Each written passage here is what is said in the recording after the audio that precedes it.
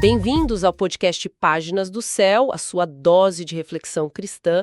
Hoje a nossa conversa vai ser sobre um livro, assim, pequeno no tamanho, mas olha, gigante em significado lá no Antigo Testamento. O livro de Ruth.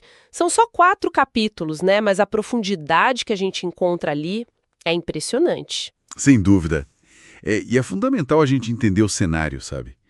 A história acontece na época dos juízes, um período bastante conturbado em Israel.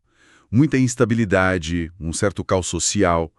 Isso lá entre 1375 e 1050 a.C., mais ou menos. Que contexto, hein? Pois é. E nesse cenário meio sombrio, a história de Ruth surge como um ponto de luz mesmo, falando de fé, de bondade. O ponto de partida é uma fome em Belém, uma fome que força uma família israelita a migrar para a terra vizinha, para Moabe. E aí, nessa migração, a gente conhece as figuras centrais, né? Tem a Noemi, a matriarca israelita. Ela enfrenta perdas, assim, terríveis em Moabe. O marido, os 2 filhos. Uma dor imensa. Sim.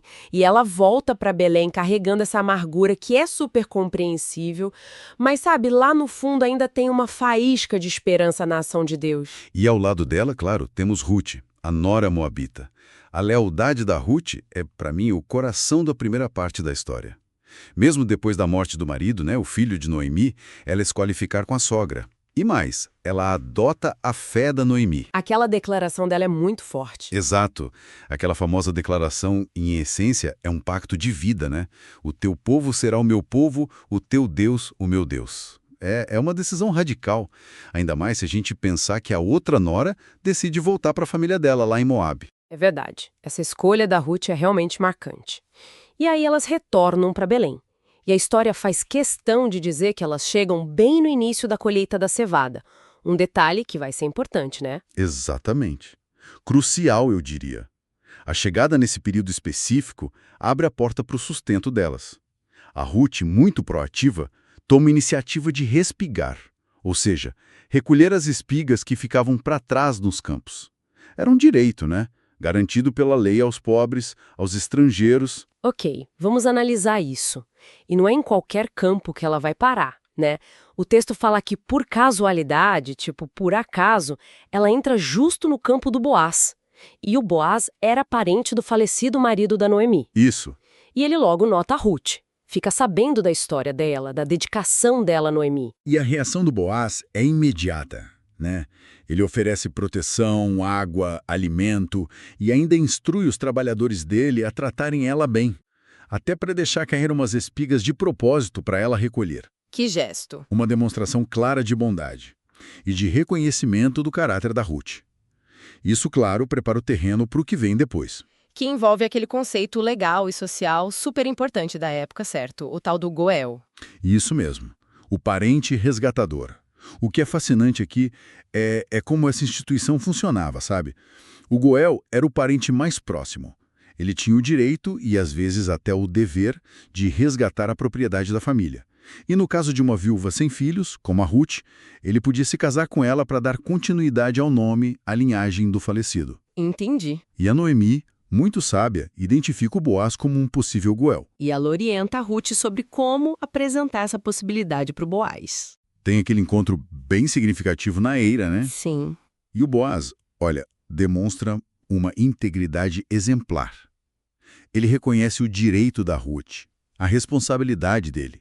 Mas ele sabe que tem um parente ainda mais próximo. Ah, tinha outro na frente? Tinha. Então, o que ele faz? Leva a questão publicamente, lá na porta da cidade, onde os assuntos legais eram resolvidos. Ele age direitinho, conforme a lei, com total transparência. Só depois que esse outro parente recusa formalmente é que o Boaz assume o papel de resgatador. Aqui é onde fica realmente interessante.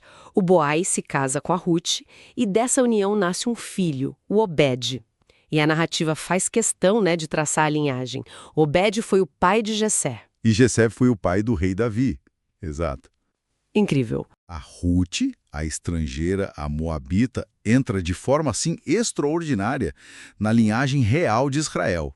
E mais importante ainda, na linhagem da qual viria o Messias. Quer dizer, se a gente conecta isso ao quadro geral, os temas teológicos são muito poderosos. Com certeza. A gente vê a providência divina agindo nos detalhes, sabe? Naquela casualidade da Ruth para justo no campo certo. A gente vê a Hesed, essa lealdade amorosa, fiel na Ruth e no Boaz. Vemos a redenção, com o Boaz sendo essa figura do resgatador, que aponta para algo muito maior. E a inclusão, né? Quebrando barreiras étnicas, mostrando como a graça de Deus é ampla. Exatamente. E, claro, uma mensagem fortíssima de esperança.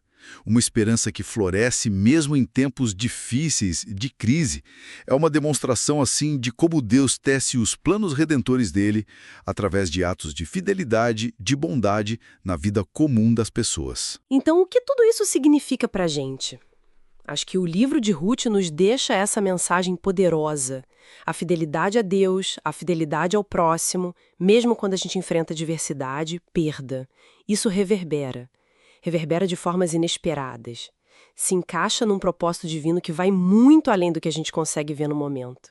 E fica uma reflexão, talvez. Se Deus incluiu a Ruth, uma estrangeira, de um povo que historicamente era adversário, de forma tão central no plano de redenção dele, que culmina em Davi e depois em Jesus, como é que isso desafia a gente hoje? Boa pergunta. Como podemos aprender a enxergar a ação surpreendente de Deus em pessoas, em situações que talvez a gente considere improváveis ou até marginais, nas nossas vidas, nas nossas comunidades? Onde será que a graça pode estar agindo de formas que a gente nem espera? Fica aí para pensar. E assim chegamos ao fim de mais um episódio do podcast Páginas do Céu.